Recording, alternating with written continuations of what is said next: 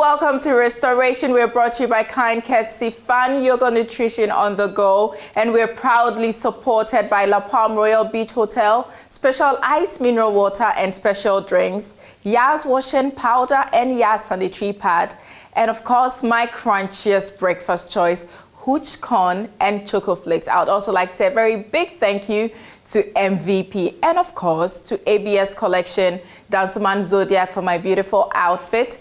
And of course, to Roji One. Roji, I keep telling you, she's no longer at Sakaman. I hear a lot of ladies keep going to Sakaman to knock. If you knock, no one will open. No, she's no longer there. So kindly go to Kokompe Eye Clinic. You will find Roji One Hair Studio at Kokompe. And to Hilda, thank you very much for this beautiful makeup. I really appreciate you, Hilda. Thank you so much. It has been said you die and die only once, but our guest has died more than once, and he has always been able to come back to life. Please let's welcome our guest for today, Bice Osei Kufo, aka Obour.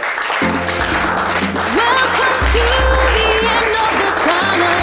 I see a bright light shining through, and it's just for you.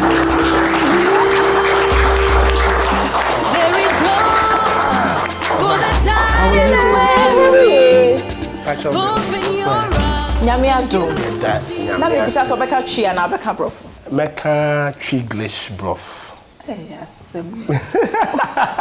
Umubio. Chiglish brof. Umubio. Ana besia wo ba kwa ababio. Me umubio. Umubio. Matomu mabo pitida sore. Owu atwede ya mafoda sane. Asama ndo medin sa woso. Jack. Umubio. I think I saw you a few. Obour. And you're done now with me. Sorry, I'm not Papa. I mean, you just wake up one day and you decide to make a song and say, I'm scary. I mean, just how? You wake up and you say, I'm scary.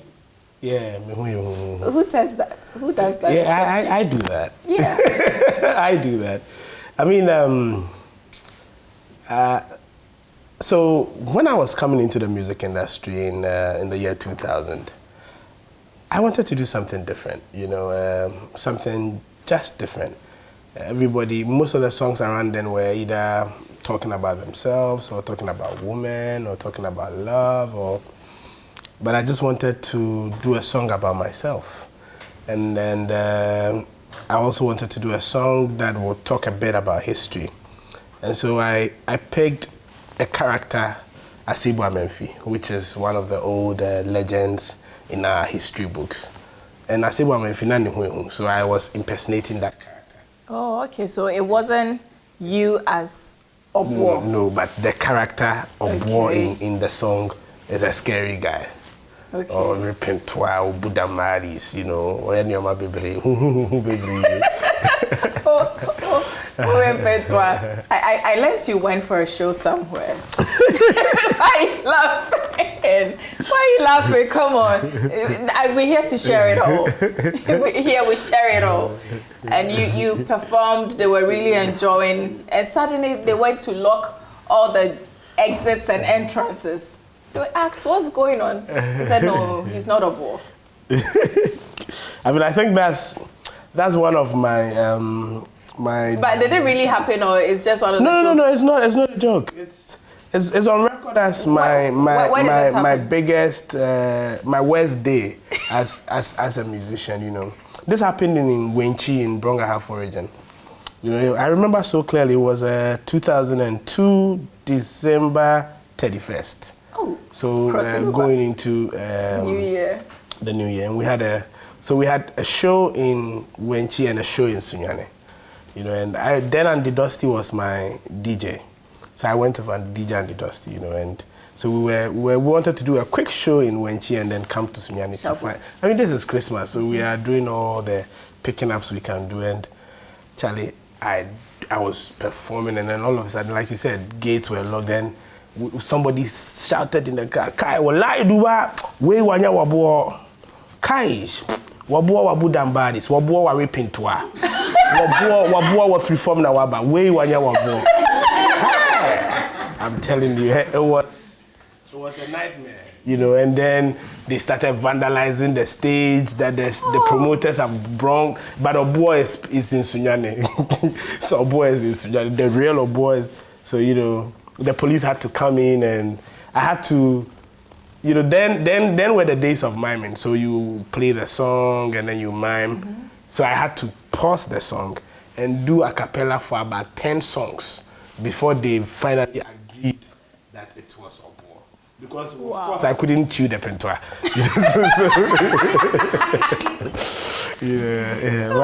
But I'm saying it today and I'm laughing. But it was a crazy near death day. Wallahi, we know Obour. Obour pentoa. Yes, Obour wabu dambaris. Wari pentoa. Your father is a pastor, right? Yes. A pastor's son. How difficult was it for you to convince your father to allow you to do this? Because when you started, you were kind of portraying more of our culture as tradition, even the way you dressed. Sometimes you could dress as almost a fetish priest. Wasn't your father worried? No, so it's the background. So my dad, before a pastor, he was a chief. Okay. You know, so really, I grew up in that setting, in a chief's palace. So I saw a lot of traditional things growing up, you know, before my dad grew to accept Christ, you know. So he understands that everybody has a decision to make, you know. So, and of course, he knew that it was music, you know. He knew the role, because at the same time that I was playing those roles, I was also leading the church choir. So I was quite very instrumental. So you could see that it was an art. You know, he knew where my heart was, how prayerful I was. So that is artistic. I mean, if that is how I can perform and I would make an impact, he didn't have a problem. And I think I had a very, very supportive. I had supportive parents. Both my dad and my mom didn't ever complain about my music career. I think it's my hair that along the line my dad spoke about when he realized that the twist and lock was, you know, normally you twist and then you leave it, you come back to Afro hair, but then it got to a time for about 6 months, he saw that the Afro was never coming back, you know, so he questioned it, but then after a while we just got over it. I would want us to talk about your accidents. Great. The first one. In 2003, 28th December. What really happened? The press reported it in so many ways, and you never really came out to really talk about it. You just left it. No, I actually spoke about it in a song. You know. That was in a song. Now we want to hear it in words. Yeah, dear be a because to be I must say yeah fine. I want the words. Come to actual. Yeah, I mean so this is exactly what happened. It was 28th December, the 27th going into the 28th. We were scheduled to perform at the Vibrant Street Carnival. So that time you had the Street Carnival, you know, and again it's Christmas time, so I think that same day we had a show in Sanwem. So we had gone for the Sanwem show. We came back to Accra. We quickly, you know, changed. It was around, let's say, 12:30 getting to 1 a.m. And then it was 2 cars, my car and then my dancers and my friends in another car. You know, so it was myself, a friend of mine, a lady friend of mine in the front, and then 2 of my good guys that I always hang out with, you know. And then we were driving on the Mochi Road, you know, and that road is quite a bit clear. So I remember I wasn't driving slow. It was quite fast. It wasn't too fast too. Quite. But then right around the Maslachi, all I could see was there was a pickup car, you know, that was approaching. But I had the right of way, so I felt, he was just approaching.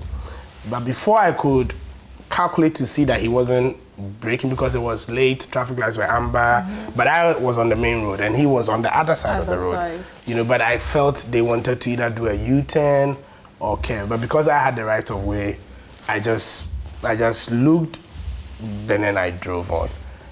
The next thing I saw was we were all at 37. That's the next thing I saw. The next thing I saw, I was at 37 Military Hospital with so many people around me, my aunties, and then, you know,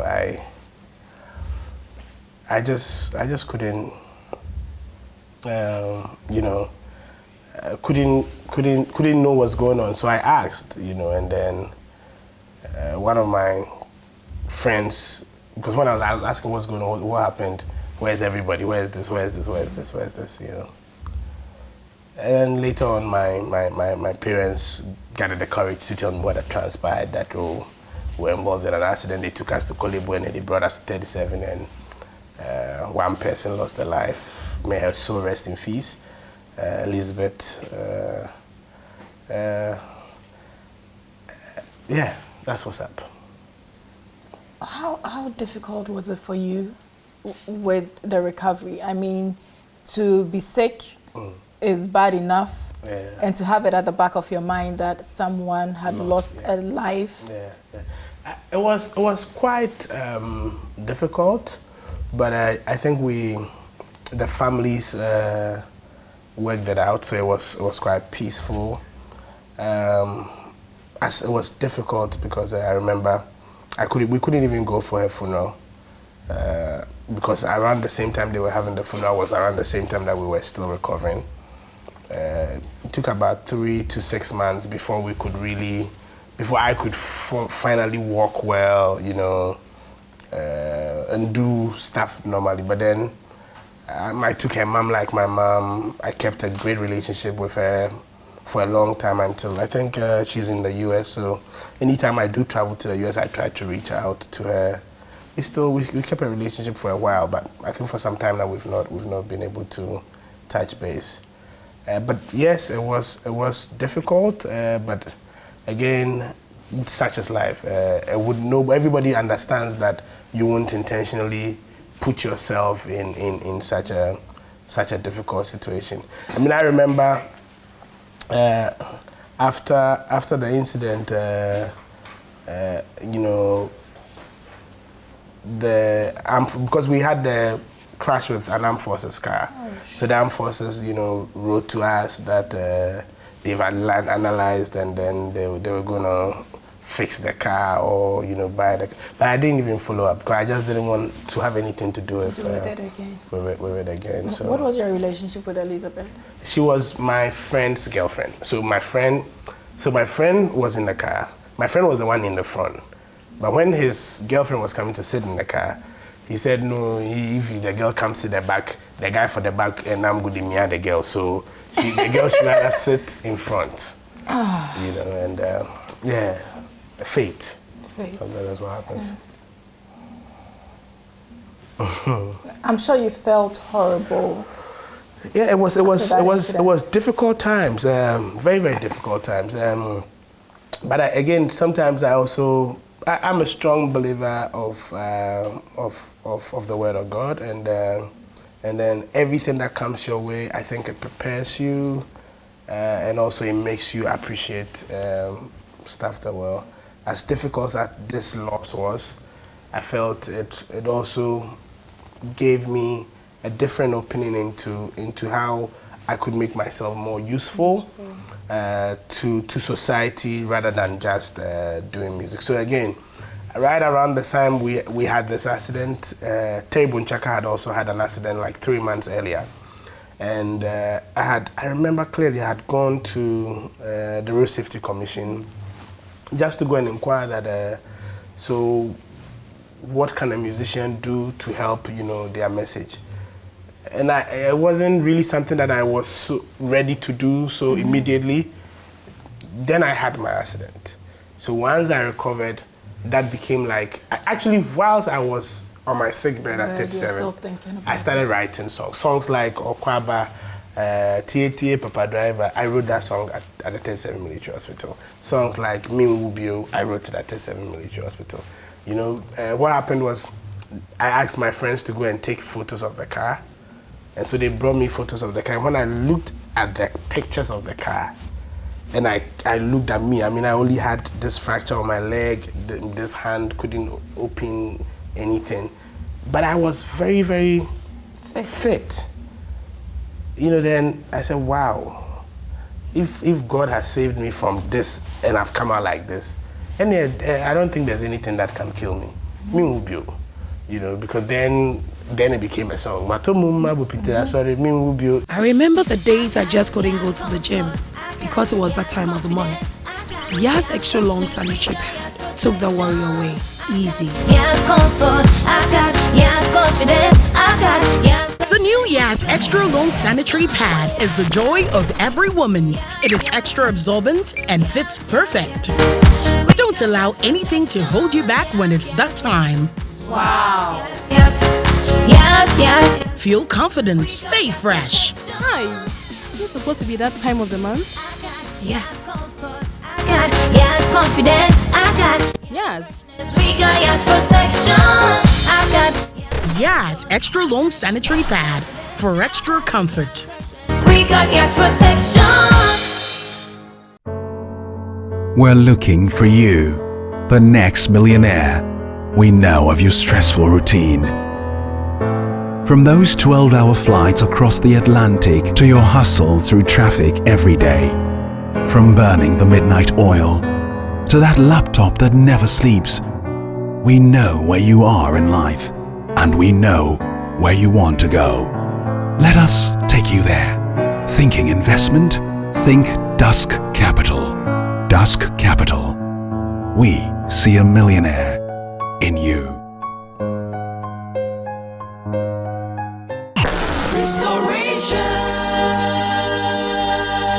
In Ghana, when you want to attain certain status, official status, we look at age, we look at what you've done. And for you, as young as you were when you wanted to become the president of the Musicians Union, I thought you were very young because Super young. we've had older men and women occupy that position like for years. So for a young guy, I thought, hey, this man, I was super young. What really struck you to say, okay, let me go Into this. This is something I love to share. And as a musician, I've always had a passion to use my God-given talent to bring positive social change. You know, so that saw me doing road safety. I did reading campaign that made us build a library in Bongo. I did tuberculosis, I did malaria, but I hadn't done anything for my music industry. Then, so I started considering, what can I do for the music industry? Can I do a song? So together with Ochame Kwame, we did a song called The Game, which chronicled all the problems of the music industry, and we prescribed solutions to the music industry. I think that was the genesis of my musical presidency. In that song, I got very, very close to the industry. I took the pain to really assess the industry. And so then I said, why not take this up as a leadership challenge? Especially when key issues like copyright was like on the back of my head. Like, why is it that Ghanaian musicians are not receiving their royalties? Why? And then I felt, as a budding leader, I know the role that leadership plays in every form of development. You know, so I said, okay, I'm an artist, I'm a budding artist, and I made that decision at a period where my career was still at its peak. I mean, I was still doing a minimum of 2 shows every month, but I just decided that, okay, let me put my career on hold. My career as a musician, Obour, the artist who's performing, recording songs, going around doing shows, put that Obour on hold for a period. And then let's open up a new Obour, an Obour who would have a vision of growing the music industry, bringing about the necessary structures that can move this industry and make the industry lucrative, so that when you are in it and you are playing in it, you feel proud to be in it. You know, and that was the vision, and that's what I shared with my colleagues. And eventually I became the president of the Musicians Union of Ghana. I had a very, very Being the youngest president for the Musicians Union of Ghana, I would want to commend you because I've seen some of the work you've done. super. And what got me marveled was your vision to actually support the aged musicians, because mostly people think musicians, they don't know how to keep their money, they misuse their money, so when they're old, there is no money to support them.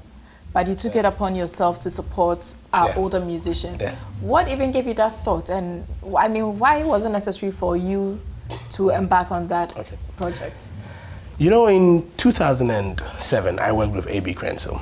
I worked with A.B. Crenshaw on a compilation called Best of the Lives. And that brought me very close to the older folk, because again, A.B. is one of the legends in that umbrella. So working closely with him, I got to see the kind of life he lives. I got to see his friends, the kind of life they lived.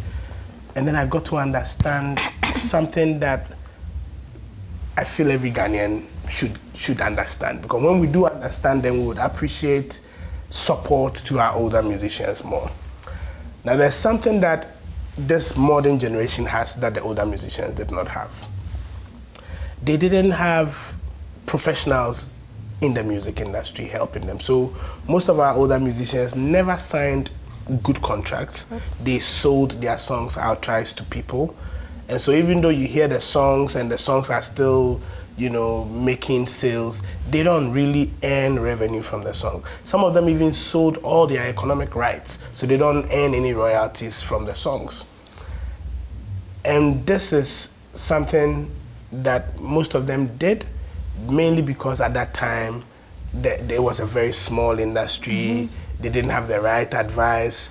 They didn't have a strong union. A lot of things were not right, you know. So, but they did so much to hold this industry up, you know. So for me, as a musician who believes that a country is not worth dying for if you're a hero and if it doesn't celebrate its heroes, and so I felt strongly that our aged musicians, considering the conditions some of them live in, if only we can afford to, as a younger generation and as a union, Musicians Union of Ghana, as a welfare organization, we should come up with a program that can bring some support to our aged musicians. So we came up with the Aging Musicians Welfare Fund. It's one of my projects that I'm extremely passionate about. What the fund does is when older musicians that need help with their hospital bills, their medical bills, the fund supports them to buy it. And then periodically the fund holds like a get-together, it brings them together, you know, they eat, drink, and then they put something small in their pockets just for, you know, like Christmas or anything. And then we also periodically organize health screening. We partner different health organizations. The last time we partnered Dampon Pharmacy. So they organize health screening, and then those who need support, they put them on treatment. You know, so that these are some of the things that the fund does for aged musicians, 60 years and above. Yeah, so far, how much have you been able to raise for them? So far the fund has had, let's say it's had about 3 distributions, a total of about 271 musicians, older musicians have benefited from the fund. Financially, I don't have it off my head, but last year we raised 100,000 for the fund. This year I know we raised 57,000 for the fund. That's 157,000. That's a lot of money. Yeah, but... And it goes back. I think it's better than having them go on radio stations and speaking about their issues, asking people to donate to them. This is a better... I mean, sometimes it gets to the push and the crunch. I mean, a typical situation is my mommy, Comfortano, for instance. You know, when her issues came up, the fund supported her. The fund gave some support to her. She went to Kolebu, but again, the fund can only do that much because it's only 2 years old, and it has so many members that can benefit from. So sometimes it gets to a stage that maybe it's beyond the fund to help, you know. So then that's when the radio and other things come up. But I feel the more we build this fund and the more we get support from our younger musicians, because the fund is an investment fund. It's not just a fund giving tokens to people. No, it's actually a fund with First Bank that individuals who want to invest can actually go and say, I want to invest into the Amway fund. Really, when you invest in the fund, you still make your profit on the investment, but there's a percentage of the profit that also goes to support the fund. You know, so I feel the more we grow the fund, and once that fund, you know, becomes huge, then the fund can actually do so many other things that we expect it to do.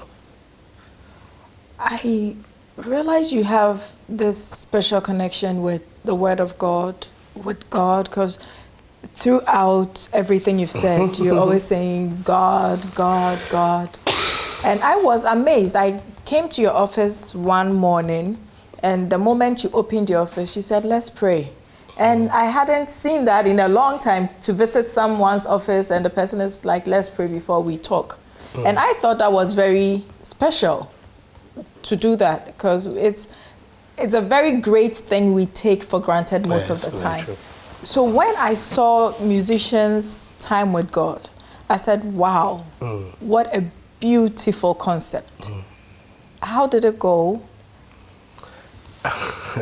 Okay, so I have a very intimate relationship with God, you know, and I think everybody should, you know, because there's a God factor in everything that you do. And so whoever you believe in, make sure there's an intimate relationship. But I believe in Jesus Christ. I believe that he's God and he's the Savior. And it's through him that man can have eternity. And that's my belief, you know. So because that's my belief, I try as much, of course I'm not a saint, but I try as much as possible to be on the good side of the God that I serve, you know. So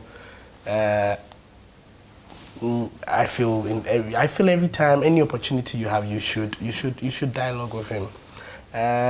Ultimately, the Musicians' Time with God event that you're talking about is it's a project that I feel God put on my heart.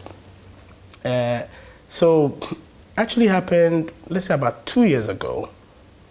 I was at church, and then there was this strong feeling on me, like there was something very, very strong on me that God wanted me to do something, but I just didn't know what.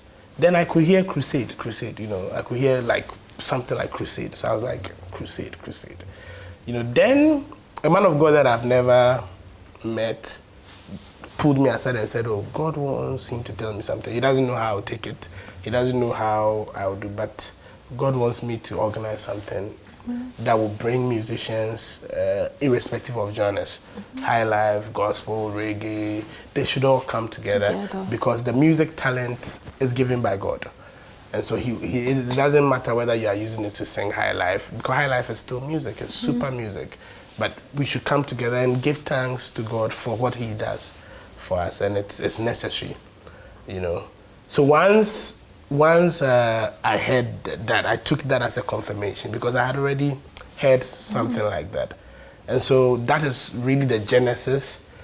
So then I called a meeting with more of the musicians that I know also love God, Dana Hobson, Reverend Yorsin, you know, other Neil Kai, Pastor Bernard, a lot of me. I called the meeting, and then I shared this idea with them, and we held it up, you know, and then that was how come we had the very first Musicians' Time with God this year. Very, very successful, super successful. At that event, we had about 137 people renewing their vows with God, people who didn't know God, taking God. I think we had about 26 or so people who were not Christians taking Christ as their Savior, you know. And for me, I felt that was a very, very fulfilling task, you know. We do so many things to help humanity, but none of them affects the soul, you know. But to do something that affects someone's soul, I mean, I feel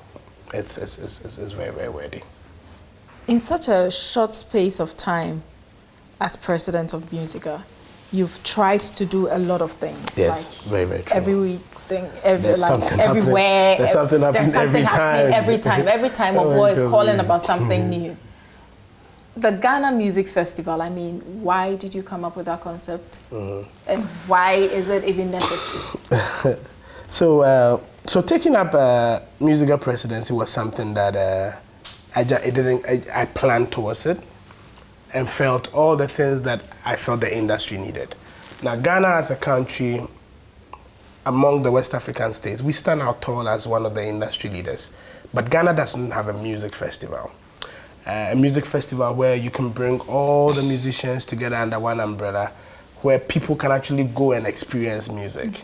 So once I became president of Musica, that vision had to come to be, where you create a festival that you know that if there's no music at all, once within that week, that period of time, that festival, you are bringing all attention onto the music. You know, and so we had the very first music week, which was very successful. So during the music week, you have like a special day that we appeal to all Ghanaian media to play only Ghanaian song.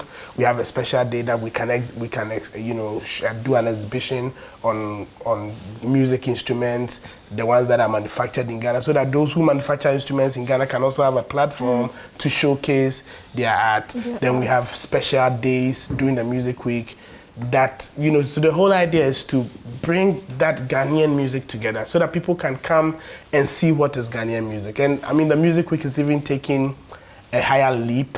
Now we are having international launches, and we just had the USA one, which you and a couple of people were privileged to be on board and supported the event so heavily. The aim of these international launches is to sell Ghana music to the world, and then eventually attract that needed investment so that our music will not just stay in Ghana, because Ghana has such rich musical culture that I feel the world must know about. And so that is some of the objectives of the Music Week. I remember the days I just couldn't go to the gym because it was that time of the month. Yas extra long sanitary pad took the worry away. Easy. Yes, comfort, I got, yes, confidence, I got, yes. The new Yas Extra Long Sanitary Pad is the joy of every woman. It is extra absorbent and fits perfect. Don't allow anything to hold you back when it's that time. Wow. Yes, yes, yes. Feel confident, stay fresh. Hi. Is it supposed to be that time of the month? Yes. I got, yes, confidence, I got. Yes. We got yes protection. I got Yas Extra Long Sanitary Pad for extra comfort. we got yes protection. We're looking for you, the next millionaire. We know of your stressful routine. From those 12-hour flights across the Atlantic to your hustle through traffic every day. From burning the midnight oil to that laptop that never sleeps. We know where you are in life, and we know where you want to go. Let us take you there. Thinking investment? Think Dusk Capital. Dusk Capital. We see a millionaire in you.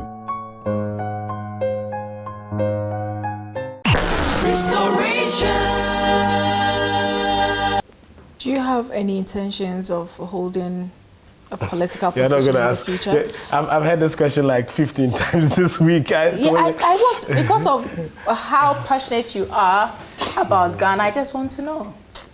Maybe, because you said in a song, vote for me, make a chop president. Before we knew you were a musical president. No, but that was a peace song. Yeah. So really, you see, amazingly, the tongue is so powerful. I know all the things I've said with my mouth, they come true. All the things that I say with my mouth. So now I don't even say things. That's why I'm stopped singing. Because all the things I've said with my mouth, they are coming true. You know, but public service or stuff that will bring development. First of all, I don't think it's only through political leadership that you can bring change. Even though I agree to the fact that that is the peak of change, because really you can affect so many lives when you are in the helm of affairs at the political level. But I still feel there's so much that personally the Lord will direct us to do. I mean, because as much as I may will, it's not my will that will prevail. It's what God has really destined for me. In my heart somewhere, I feel that I'll do the work of God. In a few years to come, I may not necessarily be a pastor, preacher, but I'll be doing more to bring more people closer to God. Of course, I also feel deep in my heart that I can do more for the industry that I'm in, which is the music and the arts industry. I feel I can do more for the industry. I mean, I currently serve on the board of the National Commission on Culture. I feel I can do a bit more in that area. But I wouldn't stick my neck here or stick my neck there. I will keep praying wherever God directs you, because He is the one who directs our path. So yes, once the steps are being ordered by Him, we know that we are on course. We know that we are not going out of His perfect will so that we'll get His permissive will. We want to get what His perfect design is for us. So we'll keep praying, and then He would order our steps. Oh. Don't you miss stage? I do. I told myself in 2011 when I became musical president that, okay, to achieve my vision, I cannot have deviation or diversion of attention. So I actually even closed down my company, Family Tree Entertainment, because I just wanted to serve. I didn't want any divided attention. But I feel for the past 4 years, what the work we've been able to do, we've put Musica on that pedestal where the structures are there. It is wheeling on its own. And so I miss the stage so much. And I think remember the last performance I saw was on Music. I'm that telling was you, awesome. when I came with my motorbike and the stone, you know, it's because I believe we should invest into our art. Performance is a whole new thing every time you have it, you know. And that's how come people like Amachide, they have not had any song in the last 7 to 8 years. But when you say the biggest performers, they think Amachide is one of them because he performs, you know. And I feel performance is super. I do miss the stage, and I'm considering heavily that I'm coming back to the stage. For instance, as we're speaking, I'm still in talks with some guys. I'm looking at the possibility of doing a surprise appearance on one of the concerts that will be happening this December. I'm looking at doing a very, very solid gig because I miss the stage. I think my fans have been, you know, hungry for enough. Starved them enough. 4 years is okay. You guys have done well. If Jesus fasted for 40 days and 40 nights, come on, 4 years you guys have been fasting. Please, I'm coming back to the stage just for your sake. I'll do a couple of shows, you know. No, I'm not coming to do but I'm coming to do a few shows so that you guys can also like Luther, once in a while you just pass through. You know, once in a month you know, then we do someone just for you to remember that some artist called Obour is still there, you know, that because the guys out there too they all have a different style, and the our style is not there. So let's bring it small so that they can also enjoy it. How is the weight loss program going? Super. How do I look, guys? Please check me out. Compared to the pictures you saw. Oh my goodness. So what are you really doing? No, but, okay. So my trainer is gonna kill me. Okay, I'm not supposed to share, but let me share it. I'm eating everything, but I'm just eating very, very tiny portions. In moderation. So every time I finish eating, I'm hungry. I'm telling you, every time I finish eating, right then I'm hungry. Like I keep telling myself, pressure crazy. That is working. Yeah, but I'm enjoying it. You know, I feel good now. When you give me food, I look at the food, I say, she Charlie, that would be But by the last time, you didn't eat in moderation. Oh, no. I was, weekends I'm on break. Oh, goodness. Do you still do acrobatics? Now I have the energy to do it. You know, at first I was scared, but I think I can still do it. I mean, this is something I did when I was a child, and I've done it, you know, so I can still do it. But yes, on my fitness, you know, you should still keep watching on the screen because everything I'm doing, I'm filming it. Yeah, you are. Because I want to share it on TV.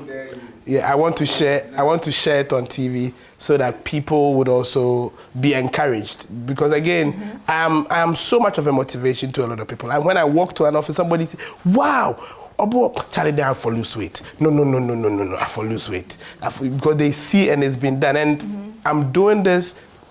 It's just normal food and then exercise. The weight, where did it all come from? Is it like? No, I think it's lifestyle. So I used to be a very energetic guy who performs. And so even though I wasn't the gym type, my performance alone made me burn calories. Energy. But this is a guy now. I'm sitting in the office for 5 days in a week. Sometimes I stay in the office overnight just because of the vision that we want to pursue. And no shows. So that change of lifestyle, the calories are never being burnt. That's what I think, And then of course, the late night eating. But I've always been eating late, but I wasn't huge. I keep telling people that it's not my late night eating that made me big. Because I've been eating late since 2001. Because again, for us who do anajujuma, you go to the studio like 11 p.m. You eat because you are going to sing and sing and sing. Or by the time you come from the studio around 3, 4 a.m., I can eat fufu, I can eat banku. I've always been eating late, but I didn't get big. So I think it's the change of lifestyle. You've made a lot of money for music. I like that. And your team I like that. A lot of money. That is fulfilling because that was our vision. Creating wealth for but musicians. But have you been spending money from music?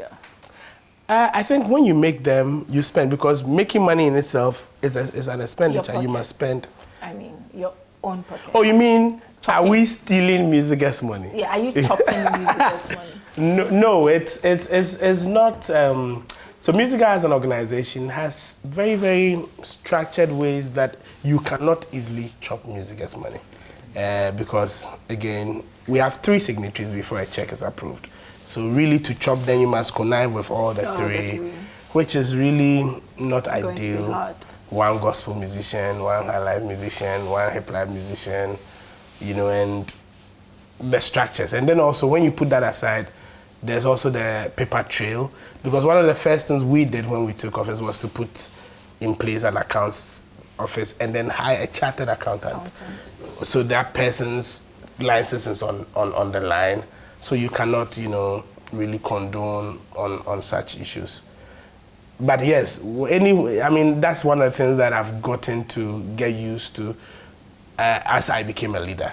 Because once you are a leader in any public office now, that mantra will come, oh, so we do this guy. Restoration. Let's give it up for him. I think this has been one of my most interesting interviews. Before I let go of you, I have something little for you from our sponsors, Hooch Cornflakes. Cornflakes? And Yas. Is it cornflakes made from wheat? Because my diet, I can't eat everything. Once in a while. You said it's 5 days, so on weekends, weekends you can do it like how you did that one. Wow, a whole pack. Yeah. Oh, Nana will be happy. My son, he likes cornflakes. And we also have products from Yas. My Yas. Yeah. So you know about it, right? So you can give Whitney one. Yeah. My Yas. Yeah, your wife. My Yas ni man. No, you see. Yas is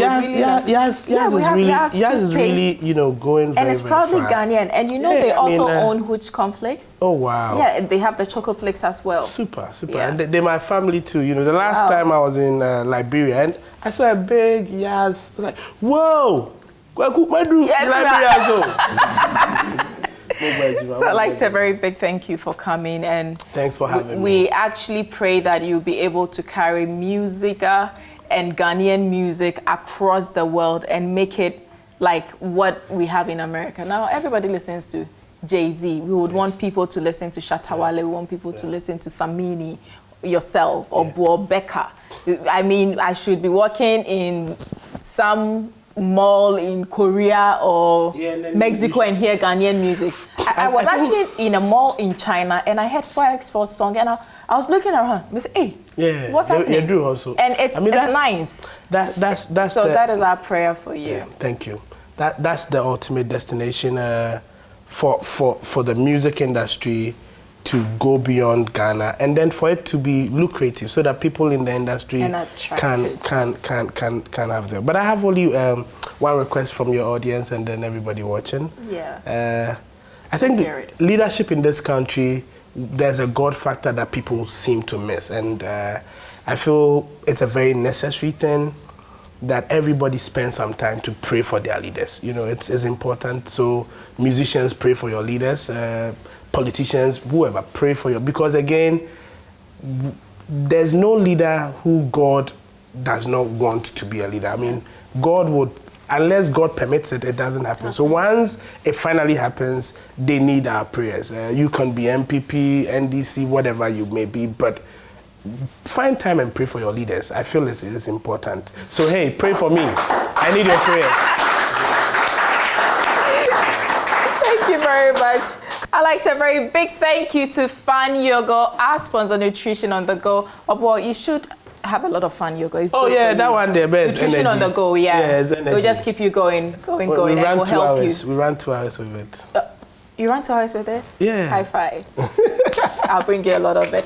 I also want to say a very big thank you to our supporters, La Palm Royal Beach Hotel, special ice mineral water and special drinks, Yaz washing powder and Yaz sanitary pad, Hooch, corn, and choco flakes, my favorite breakfast choice, any day, anytime, anywhere. And of course, to MVP Ahofentua. So I would also want to say a very big thank you to Ophelia of ABS Collection for my outfit. And then mine is also made by Pafric Designs. Proudly Ghanaian, right? I have to say that. I have to say Proudly Ghanaian. And who did your hair? My hair, Mikesh Baba. And which style is this? This one, it's called Obour. Because they do. I'm the only one they do it for. So if you go there and you want some, just say may they do Obour for you. Wow. And I also want to say a very big thank you to Jemima of Roji One Studio for my hair. And of course, today, Nancy's not available, so Hilda hooked me up. I'm saying a very big thank you to Hilda for my makeup. And always do remember, you can do all things through Christ who strengthens you. We'll see you same time next week. Bye-bye. Welcome to the end of the tunnel. I see a bright light shining through, and it's just for you.